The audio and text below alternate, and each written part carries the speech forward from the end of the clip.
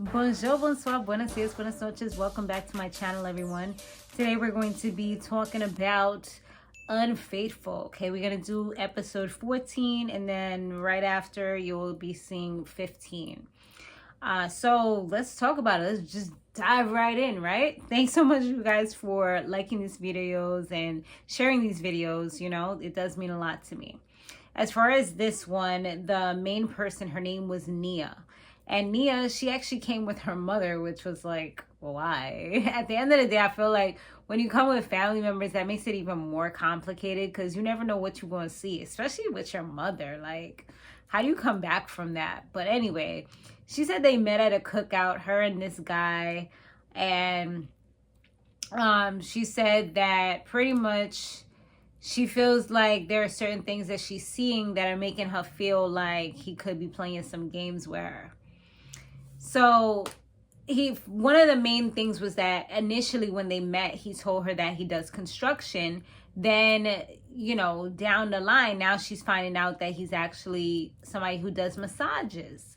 And she's seen messages on his phone that look kind of, you know, a little flirtatious and stuff. So it's like, hold on, what's going on? Like, are you giving massages, or are you giving like those massages that we be seeing on Instagram where they turn into OnlyFans? You know what I mean? What is going on? So, you know, they start doing their investigation after all of that. So he was telling this girl that he was going to get engaged to her. He was kind of like professing his love in the nail salon, and they even kissed. So that was like, yeah, he's already doing wrong. He's already been caught doing the wrong thing. So that was number one. Then, you know, following that, he ends up with another woman, told her similar things, like he loves her. With both of them, it's like he didn't really want to get posted, probably because he knew, like, if somebody see me, this could go really bad. So it's like he almost was kind of keeping things kind of contained or whatever. But he was telling her as well that he was going to like move on to the next step and this and that, and just telling her things that she would want to hear, so most likely she wouldn't get mad, you know? And it was crazy because he's willing to be whatever somebody wanted at a specific time. And it's crazy because I've met people like that were like friends or whatever, where it's like, dang, what are you doing? You know what I mean? Well, not necessarily friends, but people that I knew. And it was just like, you're not living right. Like, what are you doing? How you just switching up your personality to fit the mold of somebody else? That shows that you don't have any character, you don't have any real personality, and you don't know who you really are because you're just being what other people want you to be. So Nia decides to try to do like the takedown with the other ladies. So she meets up with them, and I felt like her energy, I feel like they was all from New York, first of all, from the way that they were talking. But I just feel like the energy she was giving was crazy. Like it was like attack mode. And she did say earlier in the episode that usually, like back in the day, she used to fight females or whatever, but she's not like that anymore. She's not doing that. But I felt like that's exactly the energy that and vibe that she was giving was, you know, I want to fight you type of energy. Sorry, my MacBook is bugging a little bit for some reason. Anyways, not for some reason. I gotta change the battery, y'all. I've been like really playing with it, like trying to stretch it out, but I gotta put that bread down to get the battery soon. Anyways, back to what we were saying.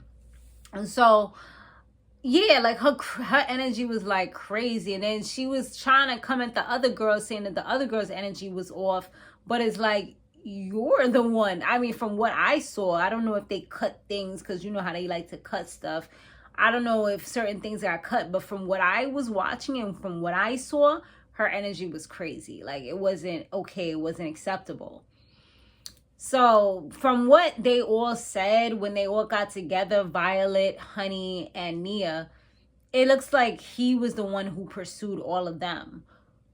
Honey was actually the person that was with him the longest, because she was with him for 3 years. He met her son, kind of been like a stepfather, because his father ain't really there like that.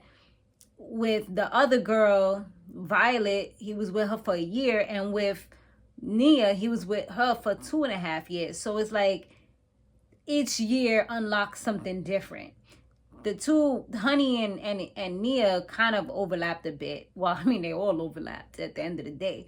But you see what I'm saying? And the crazy thing is, Nia was giving all this energy like, I got the ring, I'm number one. Like, but it's like, dude, at the end of the day, come to find out you wasn't even really number one. Like, how was you really feeling? You know what I mean?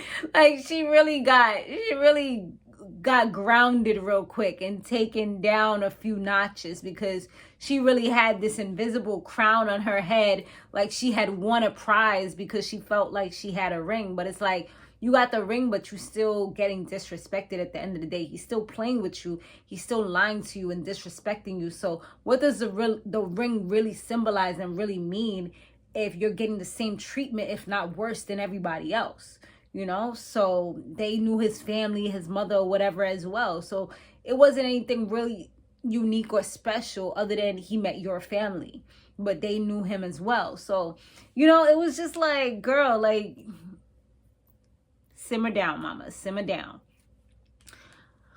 So what they did was they set a trap for him. Honey was the one who initiated it, since she was with him the longest.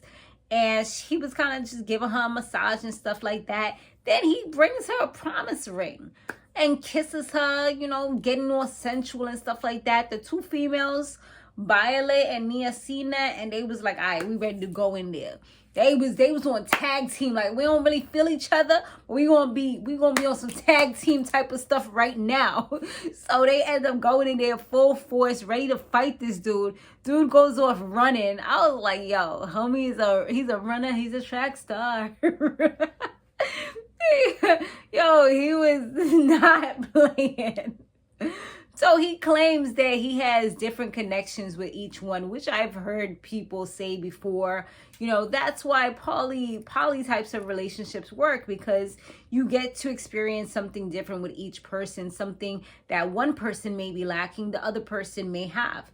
Maybe one might be like really good at cleaning, the other one may be good at cooking, or the other one may love to discover new things in the world. The other one might be a bookworm. You know, you get different connections with different people. One might be very spiritual, the other one might be very religious, or one might be very grounded as far as like, well, y'all get the point. I'm not gonna keep on going, but y'all get what I'm saying. So yeah, different connections with different people. And the part that got me was when he said, you know, I apologize because my brain is still forming. Dude, you're not a little infant. Like, homie was acting like he was like under 18. Talking about his brain is still forming because he's still young. No, your brain is fully formed. You're just being an asshole. Like, you're just being ignorant. You probably have some type of personality disorder, which you haven't been diagnosed with as yet. And you feel as though what you're doing is okay. And it's not. It's unacceptable. And what you're doing now is you're going to pretend that you're going to change. You're going to change your behaviors in order to get this woman, which is what he was saying he would do. You know, she had the audacity to be sitting there talking about DTB, drop these bitches. I'm like, girl. Violet said it best. I mean, she was pretty much saying like, you know, he's poison. You pick your poison and just don't die, you know, or some shit like that. I mean, it was funny when she said it. And I was just like, exactly, because, dude, what are you talking about? And then she's telling him, oh, you got to stop this job. And he's just like, he'll consider it. Like, he told her what she wanted to hear once again. He's like, you know, yeah, we'll see. But then when he was talking in the confessional, he was kind of like, no, like, you know, like, we'll see. Like, she's just mad right now. Like, he wasn't even really taking her seriously. He's not really ready to take no next steps with anybody, because you could tell, like, even if he's not doing it through massages or whatever, he's going to find another way, because I was getting that vibe from him. I'm getting that energy. I'm getting that type of personality from him, from the way he was acting, his body language, his energy. I'm really big on energy. I'm an empath, as I told you guys before, so I can read people, also a clairsentient, so I can really read people, understand what they're saying, and just kind of by looking at them, by watching body expressions, by just looking into their eyes, different things. I can feel people's pain, their sarcasm, different things. So I'm like, girl, what are you doing?